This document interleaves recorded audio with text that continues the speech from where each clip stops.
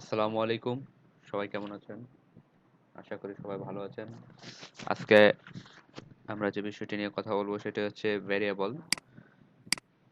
তো variable PHP ল্যাঙ্গুয়েজের জন্য খুবই গুরুত্বপূর্ণ। শুধু পিএইচপি ল্যাঙ্গুয়েজ না, প্রোগ্রামিং এর প্রত্যেকটি ল্যাঙ্গুয়েজে ভেরিয়েবলের ব্যবহার রয়েছে।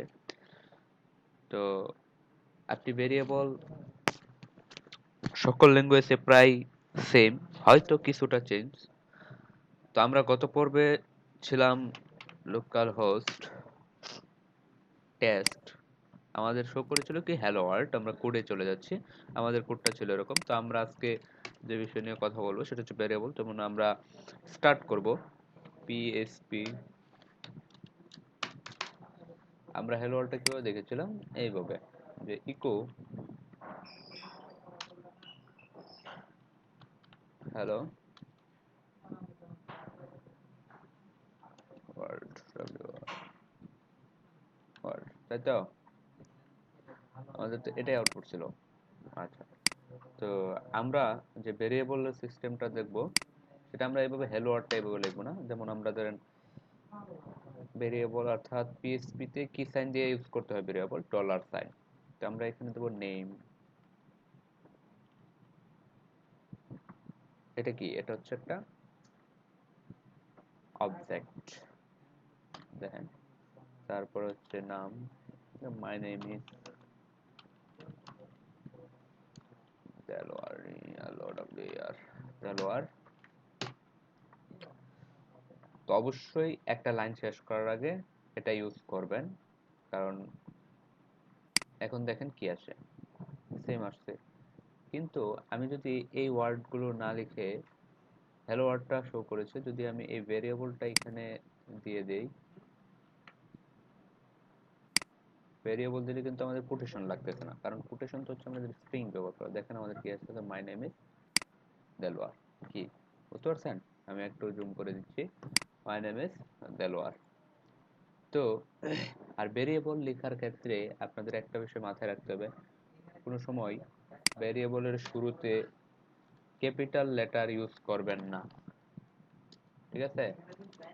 কোনো সময় নাম্বার ইউজ করবেন না প্রথমে।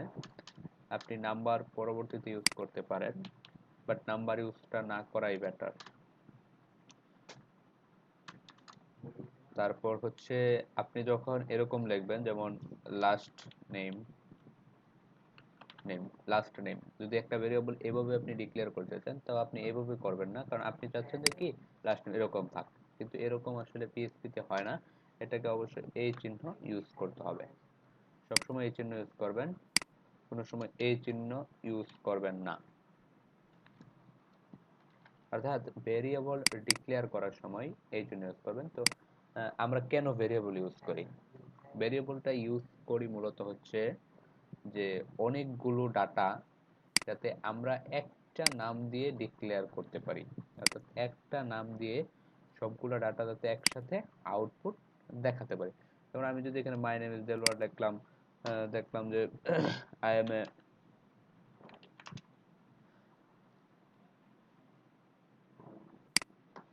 ফ্রি লান্সার, তাই তো? আমি লিখলাম I am a freelancer, I am a forex trader, forex trader, TREDR trader. দেখেন এখানে কিন্তু আমাদের এটা আসতেছে, এই এরর আসতেছে, তাই না? কারণ কি? কারণ হচ্ছে যে সরি, এখানে তো আমরা এই ভেরিয়েবল নাম নিয়েছি, বাট এখানে তো আমরা চেঞ্জ করে নিই। দেখেন আমাদের কিন্তু আউটপুট আসবে, দেখতে পাচ্ছেন? কিন্তু আমি যদি এটা এখানে এভাবে করতে পারি যে এই সবটুকু থাকবে, তো আমি এতটুকু ইউজ করব। এই নামটা স্ট্যান্ডার্ড করে নেই, লাস্ট নেম না দিয়ে নেম দিয়ে দিই, নেম। আর আমাদের এটা হচ্ছে নেম, আর এটা আমরা কেটে দেই। এখানে আমরা দিলাম হচ্ছে ধরেন মাই name is, my name is Delwar. তাই না? তো আমরা যদি এভাবে ডিক্লেয়ার করি যে মাই name is Delwar, my name is Delwar, এখানে এইভাবে না লিখে আমরা যদি এখানে জাস্ট নেমটা দিয়ে দিই, তারপরে আমি যদি এখানে লিখে দেই, হ্যাঁ, I am a freelancer, I am a freelancer, দেখেন আউটপুট আসে কিনা আগে দেখেন, দেখেন একটা এরর আসবে, আর না হয় আউটপুটটা আসবে না। দেখেন, দেখতে পাচ্ছেন কি বলছে, T constant unexpected string I am a freelancer, এটা কি হচ্ছে, আসে নাই। এটা কি জন্য আসে নাই বলেন তো? কারণ আমরা যখন ছোটবেলায় পড়েছিলাম যে আসলে যোগ বিয়োগ গুণ বা যেখানে সংযুক্ত করা, তা আমরা যে এটার মধ্যে অর্থাৎ ভেরিয়েবলটার সাথে সংযুক্ত করছি না, কোনো সংযুক্ত করছি, আমরা ছোটবেলায় কি করতাম, প্লাস দিয়ে যোগ করতাম, কিন্তু না, পিএসপিতে কি করতে হয়, কনক্রেট, এই যেটা হচ্ছে কনক্রেট। এখন দেখবেন একটা প্রবলেম হবে, সেটা হচ্ছে মাই নেম ইজ দেলোয়ারের সাথে I am a freelancer same হয়ে যাবে, অর্থাৎ স্পেস থাকবে না। দেখেন আই এম, এই যে দেলোয়ার আই এম, এখন স্পেস কিভাবে করা যায়, খুবই সহজ, জাস্ট এখানে একটা স্পেস দিয়ে দিবেন, ঠিক আছে? আচ্ছা, তো ভেরিয়েবল গুলো আমরা যদি এভাবে ডিক্লেয়ার করি, যে মনে করেন এভাবে দিলাম না, ধরুন আমি ধরলাম এক্স, এক্স ইকুয়াল টু 10, ঠিক আছে, তারপর হচ্ছে ওয়াই ইকুয়াল টু 20, ইকো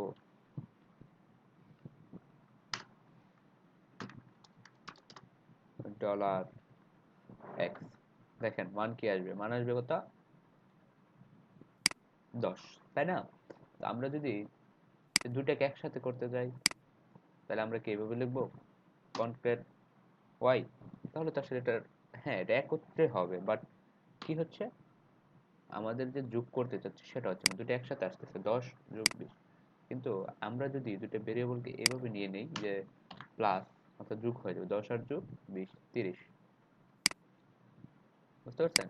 তো আমরা এখানে যদি অনেক বড় সংখ্যা দিই, সাপোজ এই এত দিলাম, এখানে দিলাম হচ্ছে আপনার এত, তো আমরা কি এভাবে যোগ করব যে এটা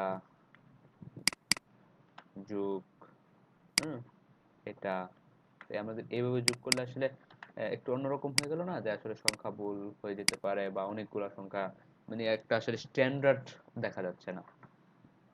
দেখেন কি আসতেছে, আনসার কিন্তু আসতেছে, বাট আমাদের স্ট্যান্ডার্ড করার জন্য আমরা কি করব, ভেরিয়েবল সেম আনসার আসবে, দেখেন ভেরিয়েবল এটা, দেখেন সেম আনসার হবে। লক্ষ্য করেন লাস্টে কি আছে, 20 15 20, দেখেন কি কোনো পরিবর্তন হয়েছে, কোনো পরিবর্তন হয়নি।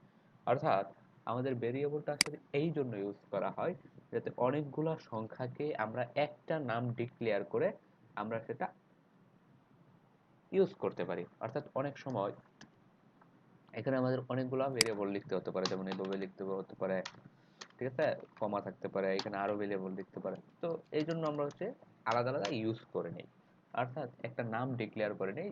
আপনি এই নামটা যখন ইউজ করবেন, আপনি আপনার প্রজেক্ট যখন করবেন, যে কোনো জায়গায় আপনি ইউজ করতে পারবেন, অর্থাৎ ইকোতে আপনি শো করাতে পারবেন। একটা বলি যে আসলে ভেরিয়েবল বা যে কোনো কিছু শেখার আগে আমি সবসময় আপনাদের বলি কি করে ডকুমেন্টেশন ফলো করার, যে আপনারা যদি এখানে সার্চ দেন ভেরিয়েবল, ভেরিয়েবল পিএসপি, দেখেন কি আসে, W3 স্কুলে নিয়ে যাবে। তো আমরা যদি এখানে চলে যাই W3 স্কুল, অর্থাৎ আমরা ডকুমেন্টেশনটা মাস্ট বি ফলো করতে হবে, অর্থাৎ আপনারা W3 স্কুল ডকুমেন্টেশন ফলো করবেন। দেখেন এই যে টেক্সট, এখানে দিচ্ছে কি টেক্সট, এখানে আপনি যে কোনো নাম দিতে পারেন, আপনি নাম্বার নিলেন হ্যালো ওয়ার্ল্ড, হ্যাঁ তারা 5 ধরছে, তারপর ওয়াই ধরছে কি 10.5, তো এইভাবে আসলে ভেরিয়েবল সবগুলো একই, আপনি যে কোনো ল্যাঙ্গুয়েজে আপনি ইউজ করবেন, সেটা জাস্ট এখানে আছে ডলার, যেমন আমাদের পিএইচপি তে ডলার, আপনি যদি জাভা স্ক্রিপ্ট, যারা হচ্ছে ডিজাইন শিখে আসছেন তারা অবশ্যই জানেন যে জাভা স্ক্রিপ্টে আসলে কিভাবে ভেরিয়েবল ডিক্লেয়ার করে। জাভা স্ক্রিপ্টে আসলে ভেরিয়েবল ডিক্লেয়ার করা হচ্ছে বার, এখানে থাকে বার, ঠিক আছে? তো আপনি যদি এখানে ধরেন এই যে দিলেন রান টেস্টের জন্য, যে এখানে আমাদের কি হচ্ছে, আই লাভ W3 স্কুল, তো এখানে কি বলছে, টেক্সটে হচ্ছে school.com, আর কে ইকোতে কি হচ্ছে আই লাভ, এটার সাথে কি করছে কন্টেন্ট, মানে কনক্রেট করে দিয়েছে এই W3 স্কুল। আমি কিন্তু আপনাদের দেখিয়েছি যে কনক্রেট কিভাবে করতে হয়, তাই না? তো এই যে এটা হচ্ছে কনক্রেট করে দিয়েছে। তো কনক্রেটটা ভেরিয়েবল, অর্থাৎ ভেরিয়েবলের জন্য কনক্রেটটা হচ্ছে সবচেয়ে গুরুত্বপূর্ণ যে বিষয়। আর হচ্ছে আপনার নাম ডিক্লারেশন, অর্থাৎ আপনি যখন ভেরিয়েবলের নামটা ডিক্লেয়ার করবেন তখন অবশ্যই খেয়াল রাখতে হবে যে আসলে ডলার চিহ্ন দিয়ে, পিএসপির সময় ডলার চিহ্ন দিবেন, এবং কোনো সময় ক্যাপিটাল লেটার দিয়ে শুরু করবেন না, এবং কোনো স্পেস দিবেন না, অর্থাৎ লাস্ট নেম যদি দেন এখানে কোনো স্পেস দিবেন না, এখানে আপনি এইভাবে দিবেন যে লাস্ট নেম, এভাবে ডিক্লেয়ার করবেন। আর কোনো সংখ্যা, অর্থাৎ যখন আপনি ভেরিয়েবল ডিক্লেয়ার করবেন কোনো সংখ্যা দিয়ে স্টার্ট করবেন না, ঠিক আছে? তো আশা করি ভেরিয়েবল এইটুকু মনে রাখলেই হবে, এবং প্র্যাকটিস করতে হবে। আসলে ফার্স্টের দিকে হয়তো একটু আপনাদের জন্য বিষয়টা একটু অন্যরকম লাগতে পারে, যে আসলে মনে থাকে না, বা এই বিষয়গুলো আসলে প্র্যাকটিস, অর্থাৎ প্রোগ্রামিং বিষয়টাই হচ্ছে আপনাকে টাইম টু টাইম নিজেকে আপডেট রাখতে হবে। অর্থাৎ পিএসপির ভার্সন আগে ছিল আমাদের কত, PSP.NET ঠিক আছে? দেখেন আমাদের এখন কত ভার্সন চলতেছে, 7.4.12। তো আমাদের আগে কি ছিল 4.3, অর্থাৎ এখন কিন্তু আমাদের এই ভার্সনটা আসছে। তো আমরা যদি এই ভার্সনটা টাইম টু টাইম নিজেকে আপডেট না করি, তাহলে কিন্তু আমাদের জন্য, অর্থাৎ প্রোগ্রামিং সেক্টরে আপনি ভালো কিছু করতে পারবেন না। একটা কথা বলি, আমাদের এক স্যার ছিল যখন আমরা ফার্স্টে, তো আমাদের স্যার আমাদেরকে বলেছিল যে আপনি যখন কোডিং সেক্টরে, অর্থাৎ প্রোগ্রামিং সেক্টরে আসছেন, তখন আপনার মন মানসিকতা আপনাকে এভাবে প্রস্তুত করে নিতে হবে যে আসলে আপনি নিজেকে টাইম টু টাইম আপডেট নিতে চান কিনা, আপডেট করতে পারেন কিনা, তাহলে আপনি প্রোগ্রামিং সেক্টরে ভালো কিছু করতে পারবেন। তো আমাদের এই পিএসপি ফুল কোর্স, অর্থাৎ বেসিক টু অ্যাডভান্স কোর্সে আপনারা আশা করি সকল ধরনের দিক নির্দেশনা পাবেন, অর্থাৎ বেসিক থেকে অ্যাডভান্স, অর্থাৎ ফুল একটা কোর্স কমপ্লিট করা, অর্থাৎ একটা প্রজেক্ট আপনি সম্পূর্ণ ডাইনামিক করতে পারবেন। অর্থাৎ আমি আপনাকে গত ভিডিওতে দেখিয়েছিলাম যে আসলে পার্সোনাল পোর্টফোলিওটা আপনাকে আমরা ফুললি ডাইনামিক করে দেখাবো। তো সবাই ভালো থাকবেন, ধন্যবাদ। আর এখনো যারা আমাদের চ্যানেলটি সাবস্ক্রাইব করেননি, অবশ্যই চ্যানেলটি সাবস্ক্রাইব করে নেবেন, এবং বেল আইকনটিতে ক্লিক দিয়ে রাখবেন যাতে নতুন নতুন ভিডিও পেতে পারেন। ধন্যবাদ।